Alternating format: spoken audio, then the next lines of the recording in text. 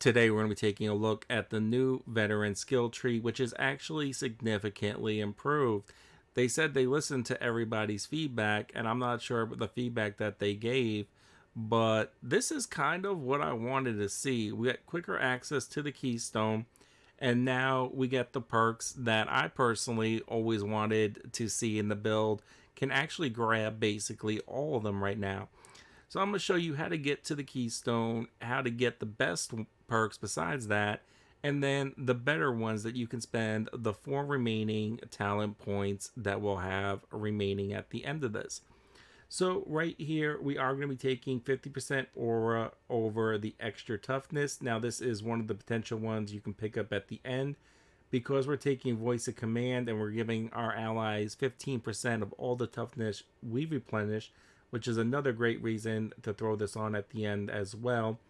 That aura makes giving our teammates voice of command much easier. We don't want to ever be trying to get into the middle. That 50% radius actually does significantly help a coordinated group always get the voice of command without you having to go and trying to get everybody grouped up. So here we're taking Born Leader over ranged attack suppression. I never really noticed the real benefit on ranged attack suppression. Not this one, at least. Not with the gun I'm going to show you at the end of this. Just I'll add that in so you can see what I use and how to build it.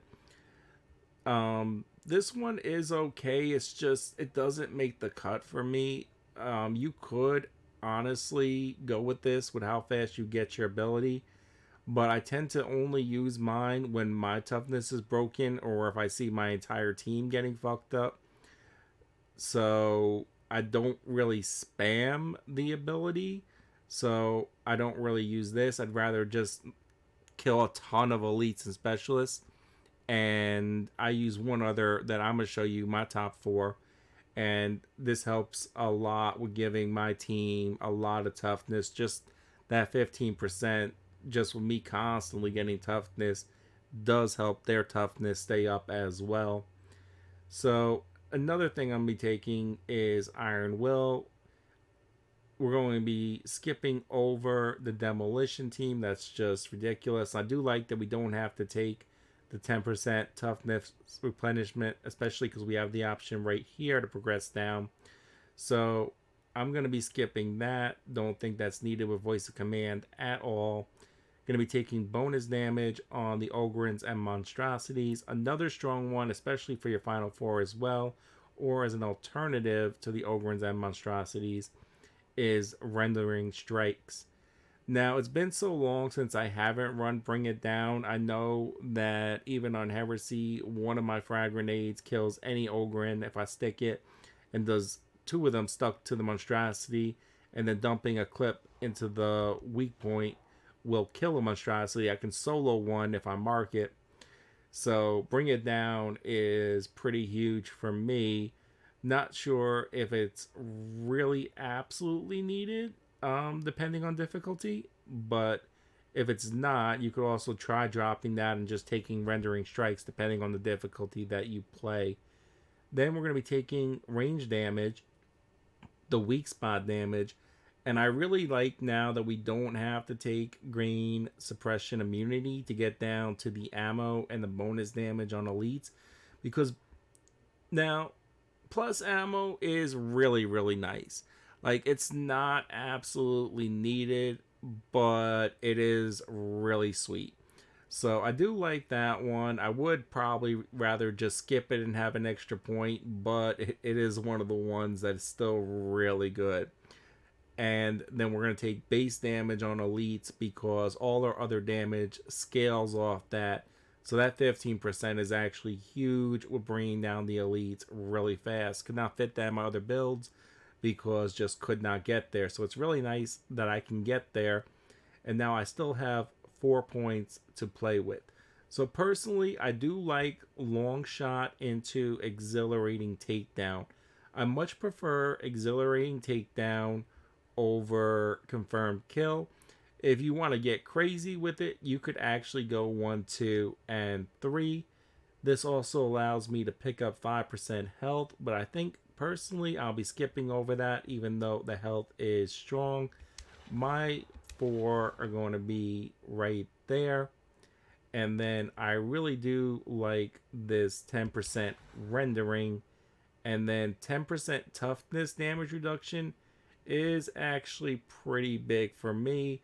I might try again now that I gain suppression immunity because it is really beast as well. But at the moment, I'm kind of debating my last point between gain suppression immunity and toughness damage reduction. I generally play smart, so I'm going to take the toughness damage reduction for right now. But that is a really strong potential as well for your last point. Now, I did say I would be mentioning the gun that I use, and I fell in love now with the Acetron MK Villa Recon laser gun. Now, this does struggle on Ragers, but if you add 25% damage to Maniacs, 10% range damage to Elites, then you get Dum Dum with close range damage on repeated hit. And Death Splitter is just a little bonus. Like, it really is just Dum Dum, 25% damage to Maniacs or 20% damage, and then like 8 or 10 range damage on Elites just to bring down the Ragers even quicker. That combined with the end of the keystone and marking the Ragers as you shoot them, you can easily melt 4 of them just with one back step. If you get 4 rush you like 1 to 2 back steps, and you can just melt them with a full clip. So I have fallen in love with this gun. And then the axe that I use, or melee weapon, I like this axe because you can throw maniacs on there for the charging dudes. It one-shots them. Then you can one-shot heavy, weak spot the ragers as well. Throw in the flak armored for when you're just fighting the mobs. And the big one to have on it is limb splitter.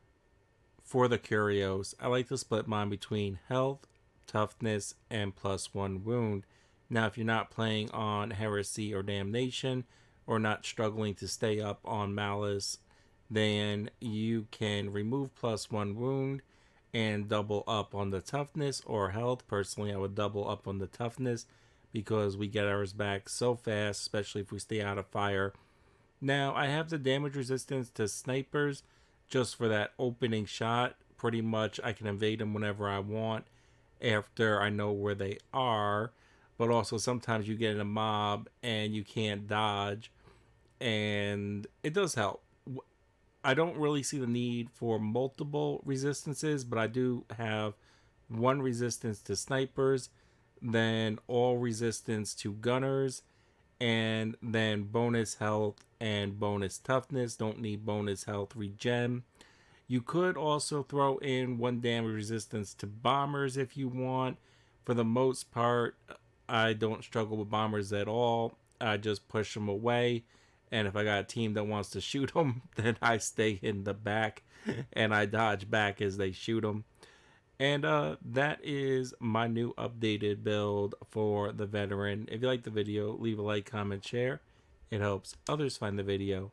I hope this helped.